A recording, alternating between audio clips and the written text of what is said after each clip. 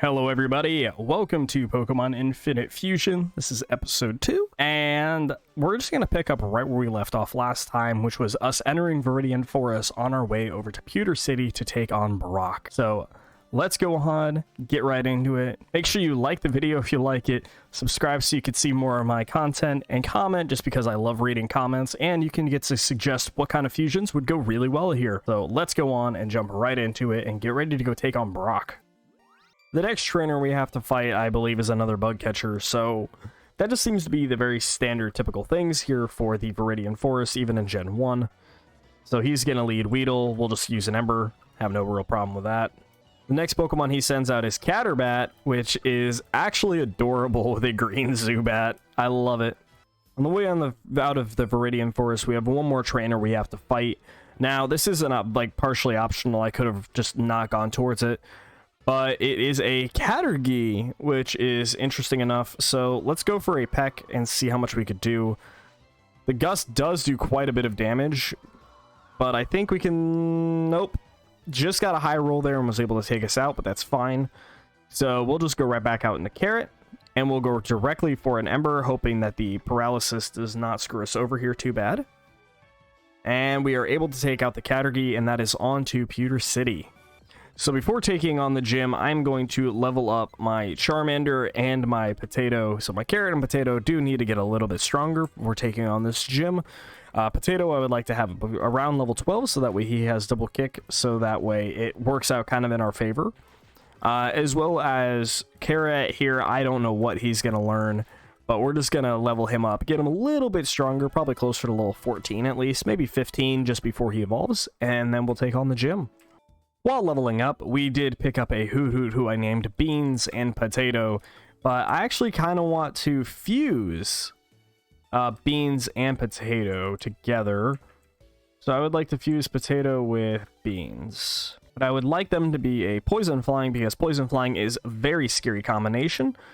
Flying Poison, you know, not as much, but it really doesn't matter too much here. The end result is what matters to me the most.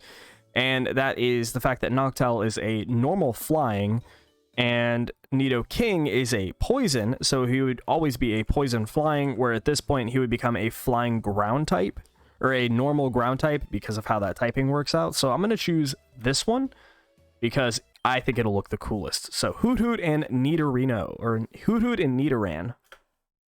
Let's see what we get here. That is... What is it called? What's it called? It is called a Nidohoot, and that thing is creepy looking, but I'm all here for it. So Nidohoot, the Owlpin Pokemon, who is a poison flying type. Very interesting. We're going to keep his name as Potato. Insomnia, I think, is a little bit better, and I think we'll take Lonely because it's plus attack minus defense. Yeah, we'll take Insomnia. The prevention of sleep is just better, I think. And what kind of moveset do we want? Ooh, I think we want Nidoran's moveset. Hoot really doesn't get anything great that I could personally think of. He might get some psychic moves and everything, but we'll use Nidoran's moveset for this time being. So we are not where I would like to be for this, but I really don't want to let this episode drag on too much longer. So we're going to go on and try and see what we can take out in the gym. So Georan comes out, who's going to be a rock poison, I believe. Level 10. We're level 13. Ember does a crit, but does not do enough. So I think we're going to have to do some leveling before we actually take this gym on. Fully, Rock Polish is going to come out and increase its speed. It's still slower than us, so that's fine. We do get a burn, however. So it should have this damage from the rollout, which is still going to do a pretty chunk to us. And we're going to finish it off with an Ember. That allows Carrot to turn to level 14. And that's the first trainer done with. But I think we're going to still take on the second trainer. And we'll take on Brock probably in the start of the next episode. So the next Pokemon out is going to be Geopide, who is a rock bug type, I believe. So Ember is going to do neutral damage to it because it's resisted by rock, but super effective to bug. Defense Curl is not going to mean anything here, so Ember will take that one out. And it's going to go into a new Pokemon, who is going to be Sandude. Which is Sandshrew and Geodude mix, which is not a good combination because that's going to be a ground rock type. Or a ground type, actually, because Geodude's a rock ground. So it's just a pure ground type Pokemon, interestingly enough. So after 3 embers, that sand dude is taken out. And all we have left is Brock. We are back training our Pokemon up, and let's go on and show you what we got. So as of right now, we have Carrot at level 15, Potato at level 22, and that's not the right button. And Potato here, we actually have with the moves Confusion, Peck, Focus Energy, and Double Kick. So Double Kick will be really useful against the Rock types. Peck is now Stab, and Confusion's just there. Carrot unfortunately did not learn Metal Claw, but we were able to go find a guy here in town, and I'll show you right after the battle, who actually was able to teach us Mud Slap. Actually, I can show you that right now. So inside of the laboratory, we go up these stairs all the way up here. You talk to this scientist over here in the corner, you answer a couple of questions of him, and then he'll go ahead and teach one of your Pokemon the move Mud Slap.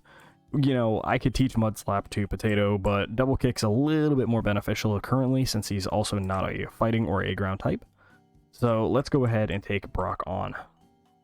Alright, this is going to be our very first battle of this playthrough, and, or I guess gym battle. So he has a GOG, ooh, a GOG, a Geodude Pidgey. So this is actually going to be a rock flying type, which makes it to where Mud Slap's not going to work. So I think we're going to have to go with something maybe like Ember, where it's just kind of like middle of the road. Rock Polish is going to increase his speed. Okay. We're just going to keep using a couple Embers. Rock Tomb's going to hurt. But yeah, we're able to survive that fairly well. Ooh, he's able to outspeed us though, so we are going to be taken out with Carrot, and we're going to have to go right into Potato to take this out. Hopefully with a single Double Kick should be good enough. Another Rock Tomb coming out, and it actually takes out Potato, so we're going to have to do this one more time. So on the way back, I did go ahead and grab a Mankey, which we're going to fuse with the Charmander so we can have a Primate Charizard. But I thought this would be hilarious on my way back before the fusion, but we found a PP in the forest. Alright, so like I said, we got a Mankey who we named Steak, which we are going to fuse with our Charmander here, which is, where it is? There it is, DNA Splicer. We're going to fuse Carrot with Steak, and we want him to be a firefighting. Ooh, which one do we want? So this would make him a fighting flying in the end, and this one would always keep him as a firefighting. Is there a fighting flying type while I'm thinking about it? We'll choose this one, because firefighting is essentially what we want. So we're going to fuse Mankey and Charmander, and the result is horrifying. His name is Charky. Alright, I'm okay with that. During the leveling process, we went ahead and just decided to evolve Carrot into his new form that he is. That way we have a better time taking on Brock, because the Rock Tombs coming out are very painful. So instead of Charky, we now have Charky. Yet again, the Charmeleon Mankey instead of the Charmander Mankey. Alright, round 2 of taking on Brock. This time we have Carrot, the much better Charky. We're going against this Geodude yet again. So this being a rock flying, again, I don't know what's going to do more damage here, Ember or Low Kick. I believe Low Kick. So we're just going to go straight for Low Kick and see how much damage we do. It does do about half, and then he does get a Rock Polish, but since we're jolly, we are faster, we're able to knock it out with a Low Kick. Brock's next Pokemon is a Diglix, which should be a ground rock type. So we're going to go for another Low Kick here. Hope he's heavier.